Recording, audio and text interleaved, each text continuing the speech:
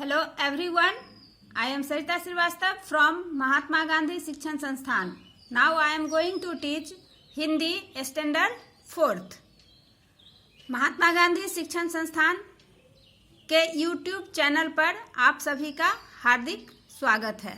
बच्चों, आज मैं आपके पाठ्य पुस्तक मकरंद से पाठ 5 जिसका शीर्षक है पड़ोसी देश नेपाल का प्रश्न उत्तर बताने जा रही हूँ। आप उसे देखेंगे और उसी तरह से आप अपने अभ्यास पुस्तिका में लिखेंगे।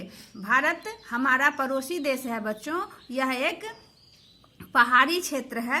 यहाँ पड़ोसी देश नेपाल से हमारे संबंध बहुत ही मैत्रीपूर्ण है। तो बच्चों, हम आइए देखते हैं कि प्रश्न उत्तर कैसे बनाएंगे।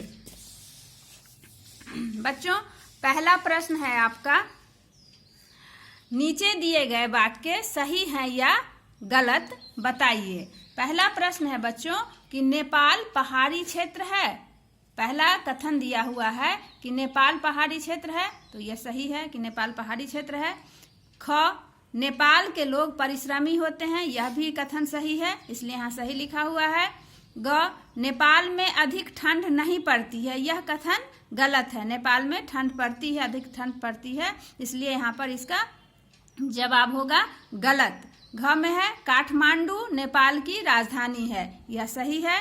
और अंग में दिया हुआ है कथन नेपाल पशुपतिनाथ का जन्म स्थल है, यह गलत है। नेपाल के लुम्बिनी में गौतम बुद्ध का जन्म हुआ था, इसलिए लुम्बिनी को गौतम बुद्ध के जन्म स्थल के नाम से जाना जाता है। वहाँ पर पशुपतिनाथ का मंदिर है, भगवान शिव की पूजा की जाती है। अब बच्चों, प्रश्न दूसरा, उचित विकल्प के सामने सही का निशान लगाना है बच्चों आपको।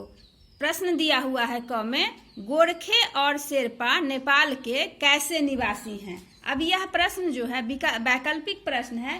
3 विकल्प आपके पुस्तक में दिया हुआ है कि मूल, अस्थायी और शरणार्थी। तो बच्चों कि गोरखे और शेरपा जो हैं नेपाल के मूल निवासी हैं, इसलिए हम यहाँ से विकल्प लिखेंगे मूल। तो यहाँ पर हमने लिख दिया मूल। ख, नेपालियों के घर किस चीज से बनाए जाते हैं। तो बच्चों, नेपालियों के घर बांस लकड़ी से बनते हैं। आपके किताब में विकल्प जो दिया हुआ था ईंट सीमेंट से, गारा मिट्टी से और बांस लकड़ी से, तो यहाँ पर नेपाल में घरें जो होती हैं, नेपालियों के घर जो होती हैं, वह बांस और लकड़ी से बनता है, इसलिए यहाँ पर हमने इस विकल्प को लिखा। अब ग में प्रश्न है बच्चों कि नेपाल की कामधेनु किसे कहा जाता है। तो नेपाल की कामधेनु आपके किताब में 3 ऑप्शन दिया हुआ है, याक को, गाय को और बकरी को। तो बच्चों, वहाँ याक को नेपाल की कामधेनु कहा जाता है, इसलिए यहाँ पर याक को ये आपका उत्तर होगा। अब बच्चों, सही गलत और वैकल्पिक प्रश्न के बाद प्रश्न नंबर आता है प्रश्न का कि नीचे दिए गए प्रश्नों के उत्तर लिखिए। प्रश्न है आपका नेपाल में कौन सी 2 प्रमुख जातियां पाई जाती हैं। उत्तर आप लिखोगे कि नेपाल में गोरखा और शेरपा 2 प्रमुख जातियां पाई जाती हैं। दूसरा प्रश्न है बच्चों, याक को नेपाल का कामधेनु क्यों कहते हैं। याक को नेपाल का कामधेनु क्यों कहते हैं। तो बच्चों, उत्तर होगा कि कामधेनु एक चमत्कारी गाय थी जिसके दर्शन मात्र से सभी तरह के दुख दर्द दूर हो जाते थे। यह एक उपयोगी पशु थी। कामधेनु गाय का दूध अमृत के समान माना जाता था। वैसे ही नेपाल में याक एक उपयोगी पशु है जिससे दूध, मांस और चमड़े की प्राप्ति होती है तथा याक सामान भी ढोता है, इसलिए याक को नेपाल का कामधेनु कहते हैं।